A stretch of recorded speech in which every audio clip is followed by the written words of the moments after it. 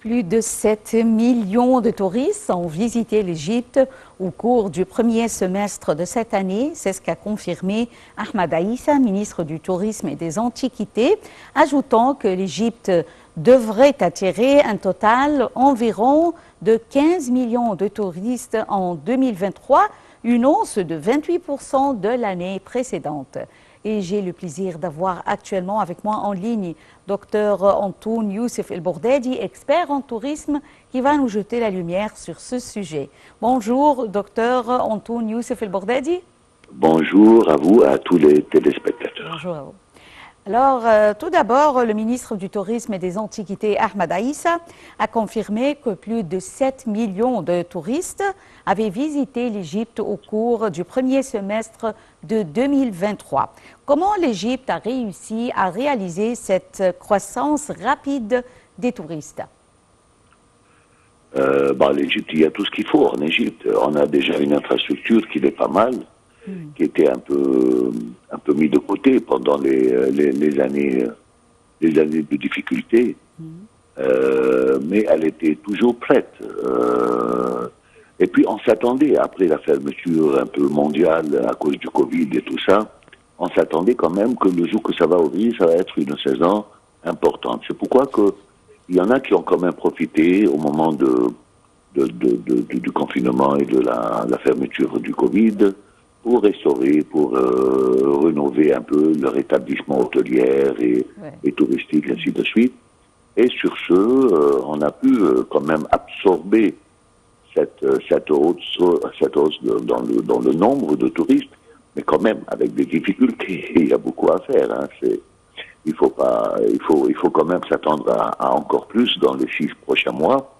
Ouais. Et il faut un peu plus d'organisation, ça c'est sûr. Mais de toute façon, le système, il sera rodé en lui-même. C'est ça l'avantage du tourisme, c'est que c'est basé sur l'organisation, donc ça s'organise petit à petit et tout seul.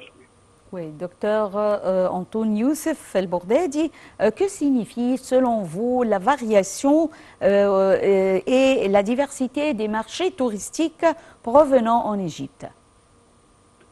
Ça, c'est un élément très important. C'est que dans très longtemps, on avait quand même une certaine clientèle ou quelques pays que l'Égypte pour eux était une destination. Mais vous savez, des fois, les périodes difficiles se transforment en des choses positives. C'est-à-dire après les révolutions de 2011 et 2013, quand le tourisme occidental a beaucoup baissé, le tourisme égyptien est parti à ouvrir de nouveaux marchés, surtout en Asie. L'Inde, la Chine, l'Amérique, et puis à l'ouest aussi, l'Amérique du Sud et tout ça. Quand le tourisme est revenu d'une façon normale, les Occidentaux sont revenus, plus les nouveaux marchés que nous avons ouverts, ça fait une valeur ajoutée. Donc aujourd'hui, vraiment, l'Égypte devient une destination pour tout le monde. On vient de l'Australie, du Canada, de l'Afrique du Sud, de toute l'Asie, de toute l'Amérique du Sud.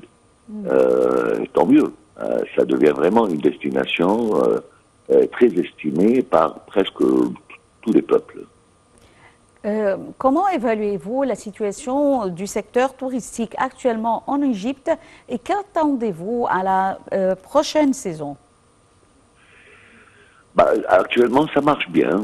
C'est vraiment, on a fait comme vient de l'annoncer le ministre du Tourisme, Ahmed Aïssa, hier, c'est que on a fait quand même un record qu'on n'a jamais connu avant. C'est vrai que il est un peu en retard à cause des années difficiles, donc on devrait aujourd'hui atteindre un chiffre beaucoup plus important, mais bon, c'est pas grave. De toute façon, on fait un record et on s'attend à des records des années qui viennent si ça continue comme ça. Ce qui est important, c'est que aujourd'hui, il y a des nouveaux éléments d'attraction touristique qu'on est en train quand même de les développer, que l'Égypte, je parle par exemple du tourisme du Congrès, avec le COP27, avec des grands événements comme ça, c'est très important. L'Égypte, sa situation géographique au centre du monde est très importante. Je parle du tourisme du désert, qui était pendant très longtemps arrêté à cause des événements et pour des raisons de sécurité, le safari et tout ça, aujourd'hui c'est ouvert, il faut encore le développer. Le tourisme, je dis des oasis, déserts, trekking dans le désert, dans les montagnes, la zone Sinaï, le tourisme de sport. Le tourisme de sport, ça, Oui.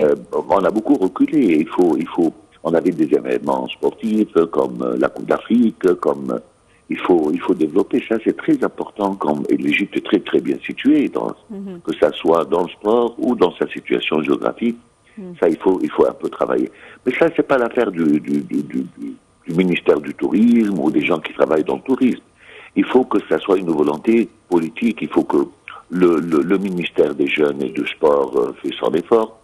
Moi, j'ai toujours dit que le ministère de la Culture peut jouer un rôle plus important dans l'attraction touristique que le ministère du Tourisme. Du tourisme, oui. Vous voyez, les événements culturels, c'est très important. Là, on apprend tous que demain va commencer le grand festival d'El Alamein, cette nouvelle ville au bord de la Méditerranée.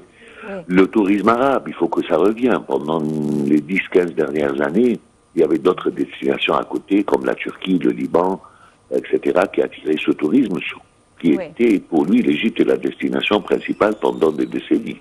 Oui. Eh bien, docteur Youssef El Bourdeh dit les activités du festival de la nouvelle ville de l'Alamein 2023, comme vous venez de le dire. Alors, ces activités devront commencer demain.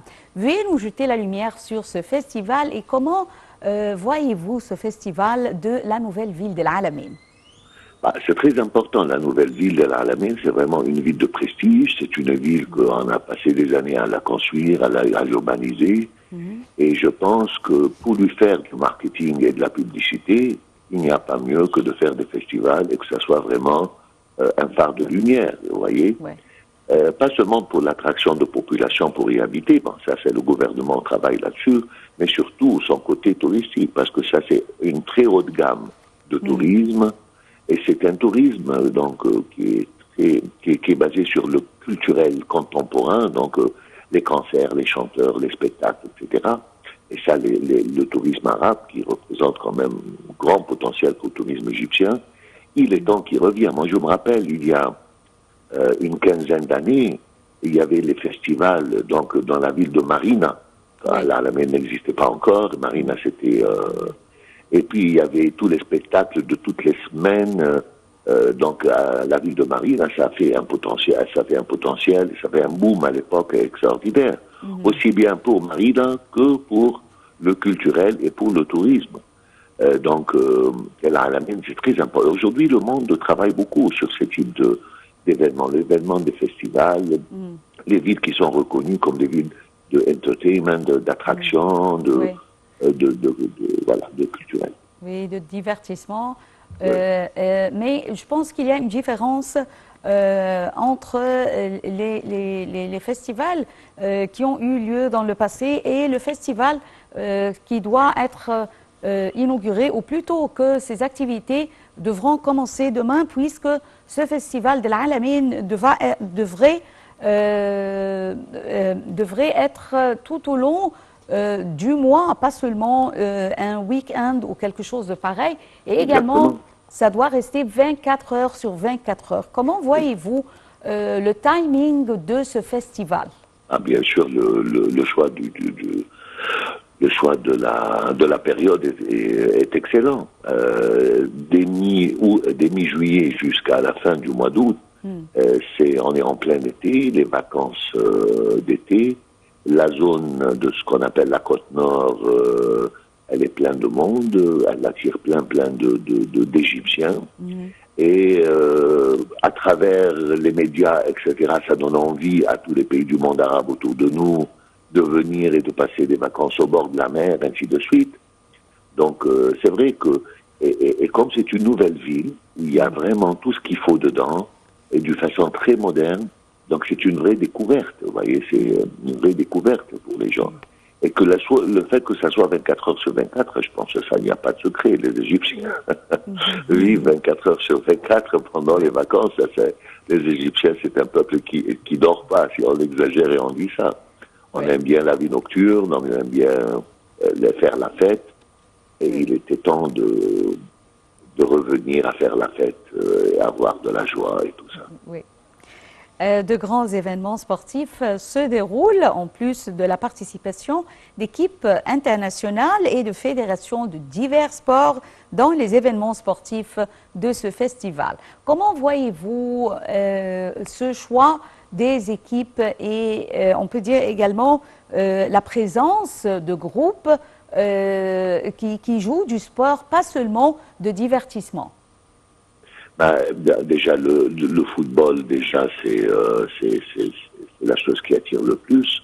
Mais encore beaucoup d'autres sports, surtout des sports au bord de la mer, dans des conditions de plage, l'été, les vacances et tout ça.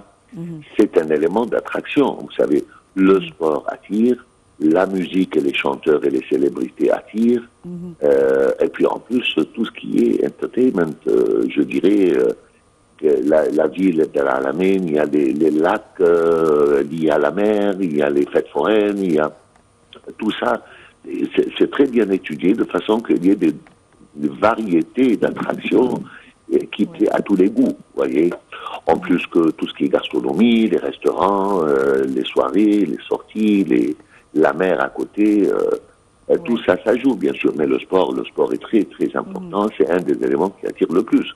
Vous savez, il y a un match quelque part, il y a les souteneurs des équipes, ils voyagent pour aller de là jusque-là pour assister à un match ou quelque chose. Donc, voilà. Le festival comprend également la parade des voitures des pharaons. Comment avez-vous vu cette nouvelle? C'est une idée nouvelle, sympa, très sympa.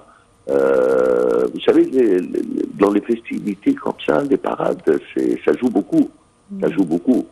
Et je pense que le succès de la parade dorée qui a été faite pour déplacer les momies du musée de Tahrir au nouveau musée de la civilisation, la parade de l'inauguration de l'allée des Sphinx à Luxor, ça attire les gens, les parades, parce que ça fait vraiment un événement. Les gens l'attendent, ils vont regarder, et puis c'est mis à la télé, les gens aussi, ils se mettent autour, ils regardent. Et puis, je dirais aussi que tout ce qui est pharaonique aujourd'hui, tout ce qui est Égypte ancienne, ça attire de plus en plus, aussi bien les Égyptiens que les pays arabophones, que les pays autour, plus que bien sûr l'égyptomanie mondiale, vous voyez. Donc le choix, que ça soit pharaonique, que ça soit voiture, que ça soit parade, donc les trois éléments, je pense que ça va faire un grand succès. Oui, espérons. Le président Abdel Fattah el-Sisi avait appelé à plusieurs reprises les entreprises privées à prendre part au processus de développement dans divers secteurs du pays.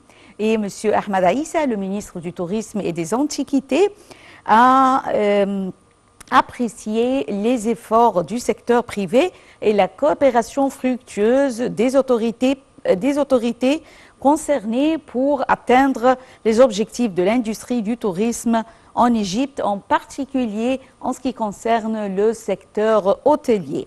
Comment voyez-vous la coopération entre le secteur privé et celui public dans le secteur touristique? Peut-être le tourisme, c'est l'élément économique, la ressource économique la plus en Égypte, qui est basée à 80, je dirais, je ne veux pas dire n'importe quel chiffre, 95% sur le privé. Que ça soit avec tous ces éléments, que ce soit les établissements hôteliers, que ce soit le transport, que ce soit les bateaux de croisière. Donc c'est vrai, le secteur du tourisme, ça a toujours été, et c'est un secteur qui attire beaucoup les investisseurs. Sachez qu'il y a en ce moment plus que 250 à 300 000 chambres qui sont en cours de construction, même, des énormes investissements un peu partout dans le pays. Donc effectivement, les efforts qu'a fait le gouvernement à créer une infrastructure, ça aide beaucoup le tourisme, ça aide beaucoup l'investissement dans tout ce qui est tourisme. Quelle est l'importance de faire un hôtel dans un lieu où l'accès n'est pas facile pour les clients? Vous voyez, je parle route, ou un établissement hôtelier quelque part, où il n'y a pas ce qu'il faut en infrastructure, en électricité, eau potable, des moyens de télécommunication. Aujourd'hui, c'est vrai que ça a beaucoup facilité les distances entre les villes et entre les lieux touristiques, les routes sont devenues vraiment très bonnes. Bon, il y a encore à faire, ça c'est sûr. Mais ce qui est déjà fait, déjà très très très bien, ça aide beaucoup, ça aide beaucoup le développement. Et c'est vrai qu'il y a cette volonté donc de l'État pour le développement du tourisme, donc ils voient bien l'importance de l'infrastructure. Et il y a d'un autre côté la volonté de l'investisseur, effectivement, qui regarde tout ce qu'il y a autour de son investissement. Est-ce que ça le serait une réussite ou non? Oui, Voilà. Oui, tout est. Je tiens à vous remercier infiniment, docteur Antoun Youssef El Bourdadi, expert en tourisme, pour ces explications. Mesdames et messieurs, nous arrivons à la fin de cette édition de notre programme Bonjour l'Égypte. Merci pour votre fidélité à NLTV International et bonne journée. Au revoir.